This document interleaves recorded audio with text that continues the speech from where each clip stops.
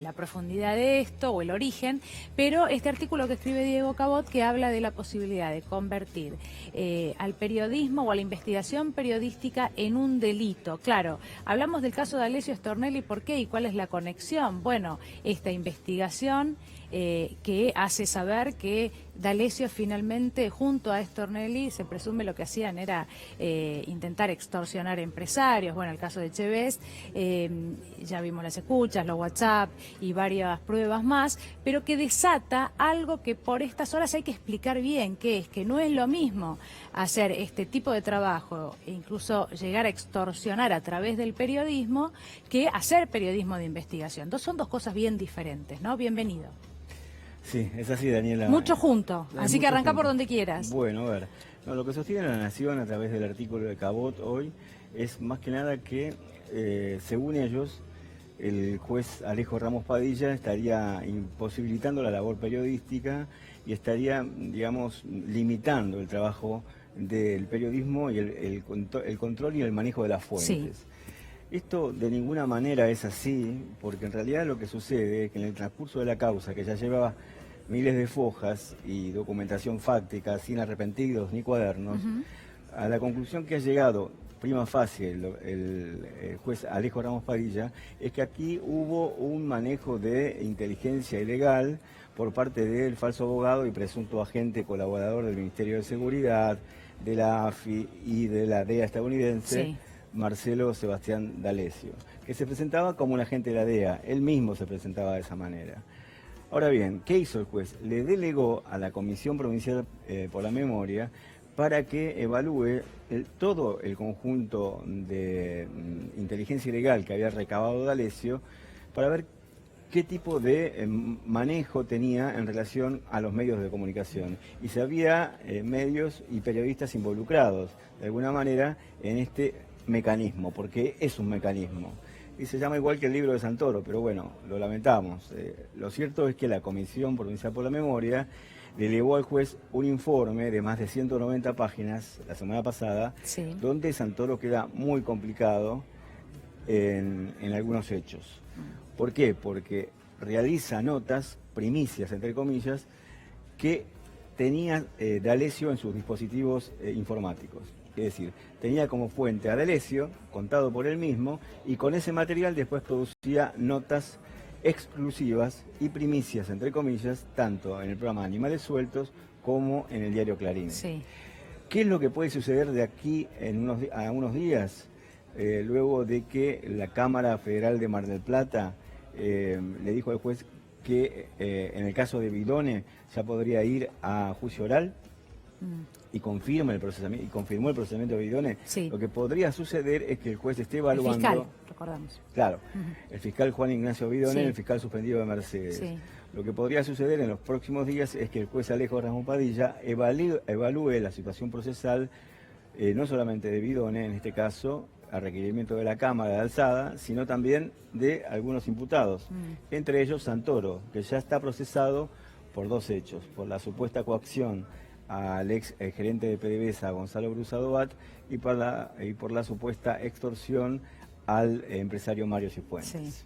Sí. ¿Te parece que en el caso de Santoro, porque claro, ahora hablamos de Santoro por este mecanismo del que bien vos hablabas, pero el caso de Santoro tiene algunos antecedentes que tienen que ver, volviendo a esto del periodismo, por lo menos yo lo conecto todo el tiempo con esto porque me parece importante remarcar que no estamos hablando de una cuestión de censura al periodismo, sino el caso puntualmente de un periodista en el que hubo una gran cantidad de artículos. Recuerdo, por ejemplo, las tapas de la tapa de Clarín de las cuentas en el exterior de Máximo Kirchner, Nilda Garré, por ejemplo, y algunos otros artículos que se llegaban a publicar. Menciono esto como antecedente. ¿Te parece que hay alguna conexión en el accionar de Santoro, particularmente con en este caso, con bueno, muchos de sus artículos periodísticos que fueron publicados y que después, bueno, demostraban no tener sustento, sino ser una especie de operación, ¿no? Para buscar, sí. Para lograr un efecto.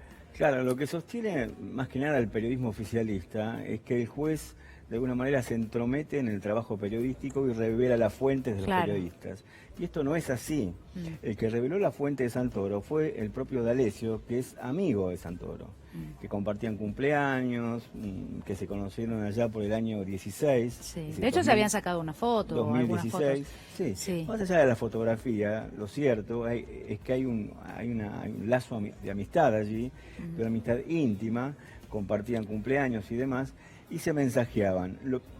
Lo más grave, Daniela, es que para la Comisión Provincial por la Memoria, que preside el Premio Nobel de la Paz, Pérez Esquivel, Santoro también fue fuente de D'Alessio. Es decir, que Santoro no solamente recibía información de D'Alessio, sino también que le daba información a D'Alessio, con la cual D'Alessio desplegaba después sus informes de inteligencia ilegales. Sí. Entonces es bastante complicada la situación. Esto lo tiene que evaluar el juez Ramos Padilla y decidir en los próximos días qué va a hacer tanto con Santoro como con otros involucrados, porque recordemos que el fiscal Carlos Stornelli todavía está en situación de rebeldía. Bueno, recordemos, Juan, y entiendo que a eso te referís y a eso se refiere la comisión, los datos que aportaba y que después, bueno, se mostraron sorprendidos sus compañeros de programa que incluso fueron citados a declarar, pero hablo de Fantino y de Romina Mangel, por ejemplo, ¿no?